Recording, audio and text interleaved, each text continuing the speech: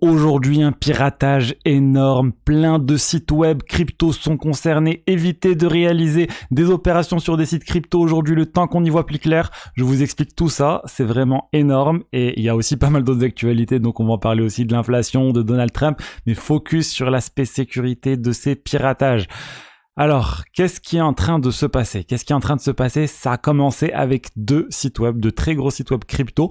On parle de Compound, donc Compound, l'un des premiers protocoles de lending, borrowing, qui a annoncé que son site web a été piraté. Compound.finance a été piraté, a été compromis. Ne visitez pas le site, ne cliquez sur aucun lien de Compound. Ils sont en train d'investiguer le sujet et plus de messages depuis. Il n'y a pas eu que Compound, il y a aussi eu Stellar. Stellar Network a été compromis, a priori de la même manière. Ça serait vraiment le nom de domaine qui a été piraté. Donc là, c'est le bridge. Donc attention, si vous utilisez le bridge de Stellar, Stellar Network, etc., vous êtes concerné. Tout comme Compound, ne faites pas d'opérations crypto aujourd'hui. Là, je viens de citer deux sites, mais il y en a beaucoup plus à risque. Alors, ça a commencé par ce tweet de Sam CZson, qui est un spécialiste de la sécurité crypto. Il a dit plusieurs projets crypto sont concernés. Leur nom de domaine a été détourné. On parle en fait de leur registraire, de l'hébergeur du nom de domaine, on va dire, c'est Squarespace.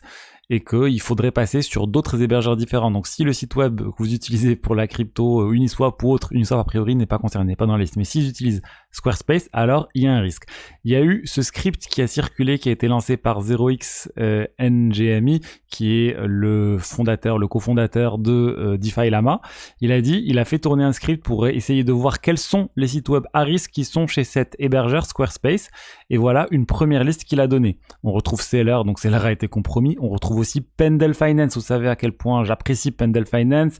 On retrouve Karak aussi, un protocole de restaking, Hyperliquid, DYDX, Torchain. Vraiment tout ça, c'est des très très gros noms de la crypto. Axelar aussi, un très gros bridge. Mendy, Hop Exchange qui permet de réaliser des trades d'une blockchain à l'autre, plutôt un bridge d'une blockchain à l'autre. On a Polymarket dont j'arrête pas de vous parler aussi autour des prédictions. Orderly, bref, il y a énormément de projets concernés. Je vous mets la liste ici, il y a Pool Together aussi, cette loterie qui permet en fait de placer de l'argent et de récupérer des gains associés au staking. Tout le rendement est remis en jeu et distribué auprès de tous les utilisateurs. Bref, énormément de projets sont concernés. Ma recommandation aujourd'hui, c'est ne faites pas d'opération aujourd'hui crypto, à part si c'est sur un exchange. Et même sur un exchange, on va dire, évitez honnêtement dans le doute, ça va prendre quelques heures, je dirais. Je pense qu'on va y voir plus clair un peu plus tard dans la journée. Voilà, on reprend tout ça calmement parce que là, il y a vraiment trop de risques. Je vous mets aussi ce tweet de 0xNGMI. Je vous le retweet d'ailleurs si vous voulez aller sur mon compte Twitter voir tout ça pour voir les protocoles qui sont listés, qui sont à risque. Hyperliquid, je sais qu'il y a beaucoup de fans d'Hyperliquid en ce moment qui font des choses sur ce protocole. Alors comment c'est arrivé ? Pourquoi il y a autant de protocoles sur Squarespace ? En fait, selon l'explication, ça serait que initialement ces protocoles étaient sur Google Domains. Donc c'est un registraire tout à fait respectable de nom de domaine. Et depuis, en fait, Google Domain a vendu sa partie nom de domaine à Squarespace. Et du coup, les noms de domaine ont été transférés sur Squarespace. Et a priori, l'authentification à 2 facteurs, donc vous savez, ce mécanisme qui permet de rajouter une couche de sécurité supplémentaire quand vous vous connectez sur un site web, on vous demande un code, et bien ce mécanisme aurait été enlevé, ce qui expliquerait les multiples piratages aujourd'hui. Sûrement le pirate a pris son temps, a récupéré le plus de login mot de passe qu'il pouvait pour faire bouger les noms de domaine vers une adresse IP qu'il contrôlait, et d'un coup, il a fait on va dire le renvoi vers plein d'IP frauduleuses pour voler l'argent. L'idée, c'est quand vous allez vous connecter sur ces sites web, vous allez voir que ça apparaît comme étant le vrai site web de Compound, mais le smart contract avec lequel vous allez interagir, c'est un faux smart contract qui va potentiellement vous voler votre argent. Donc comment se protéger de tout ça ? Honnêtement, c'est très difficile parce que l'URL sur laquelle vous allez atterrir, c'est la bonne URL. C'est l'adresse IP derrière qui est pas la bonne. Et l'adresse IP, 99,99% des gens ne consultent jamais l'adresse IP et personne ne la connaît même et c'est impossible de vérifier ça. Là où ça peut aider, c'est qu'il y a certains wallets tels que Rabi qui va vous avertir lorsque c'est la première fois que vous interagissez avec un smart contract. Par exemple, si vous avez l'habitude d'interagir avec Pendle Finance ou avec Karak et que d'un coup vous réalisez une nouvelle opération et le browser, plutôt le wallet Rabi vous dit attention, c'est la première fois que vous interagissez avec ce smart contract, là il faut se poser des questions et là il faut attendre parce que comme je vous ai dit, ces sites web sont à risque d'être piratés aujourd'hui. Donc attendez un petit peu, honnêtement, il n'y a pas de raison de ne pas attendre quelques heures parce que c'est réellement quelque chose d'énorme qui est en train d'arriver. J'espère que ça va s'arrêter à Seller et Compound et qu'il n'y aura pas tous ces autres protocoles qui vont être piratés, mais il y a un risque aujourd'hui. On attend une communication de leur part. On n'a pas eu de communication pour nous dire est-ce que c'est bon, si on sécurisé ou pas. Il faut attendre. Peut-être qu'il y a un rajout de l'authentification forte qui doit être fait par exemple sur chacun de ces sites web. J'espère que ça va vite être fait et qu'on va tous être rassurés. Mais il y a eu d'autres choses aujourd'hui dans la crypto. Vous pouvez voir que les cryptos sont en légère hausse. Bitcoin légère hausse plus 1%, 58 500 $. Ethereum 3167 $ plus 2%. Le marché est en légère hausse aujourd'hui. Et on a eu une bonne nouvelle autour de l'inflation aux États-Unis qui pour la première fois depuis mai 2020 diminue d'un mois à l'autre. Donc c'est pas un ralentissement de la croissance, c'est une diminution de l'inflation. Alors c'est pas beaucoup, hein. On parle de 0,1% de baisse. C'est très faible, mais c'est déjà ça.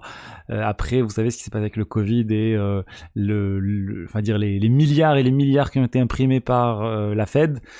Et ben là, on commence à réussir à contrôler tout ça après la hausse des taux directeurs. C'est de bons signes, de bon augure en tout cas pour la Fed pour qu'elle puisse commencer à baisser ses taux directeurs désormais. Et voilà, on espère que ça va bientôt arriver pour venir relancer le marché. On a eu une hausse de l'inflation sur 12 mois, mais moins que ce qui était prévu. Donc là aussi, ça a été plutôt bien accueilli par les marchés. Donc espérons que ça va continuer. On rappelle, il y a pas mal de bonnes nouvelles qui vont arriver bientôt, notamment l'ETF Spot Ether, vraiment d'ici fin juillet. L'affaire devrait être réglée. On devrait avoir cet ETF qui serait tradable sur la plupart des plateformes traditionnelles pour acheter et vendre des actions de bourse. Alors ensuite, on a aussi eu quelque chose d'assez étonnant. On a eu l'annonce comme quoi Donald Trump allait parler à la conférence crypto Bitcoin 2024 de Bitcoin Conference. Ça se passe à Nashville du 25 au 27 juillet. Il y a eu cette annonce. C'est assez énorme, hein. Donald Trump, il est en train d'essayer d'attirer tout le vote crypto. Il est aussi en train d'essayer de lever des fonds auprès des personnes qui ont de la crypto. Et du coup, ça montre un signe de confiance et surtout l'impact que les cryptos auront, je pense, dans cette campagne. Il y a pas mal de gens aux États-Unis qui voteront pour Donald Trump à cause ou grâce à ses positions sur la crypto, alors que je pense qu'il y a très peu de personnes qui sont vraiment anti-crypto. Je pense qu'il y a beaucoup plus de gens qui vont voter pour un candidat qui est pro-crypto que de personnes qui vont voter contre un candidat parce qu'il est pro-crypto. Je pense pas que ça va arriver. Et voilà. Et alors, au niveau des sondages, il y a toujours pas mal de chances que Trump gagne. On parle à plus de 60% de chances qu'il gagne l'élection selon Polymarket. Il y a aussi plus de 50% de chances que Biden se retire de l'élection sur Polymarket. Mais bon, pour l'instant, lui, il annonce toujours qu'il va rester le candidat démocrate. Mais voilà, je pense que ça risque d'évoluer prochainement. Donc vraiment, voilà les trois news aujourd'hui. Principale news, le piratage des sites web. Soyez vigilants. Vraiment, ça serait la news s'il faut retenir une news aujourd'hui, c'est celle-là.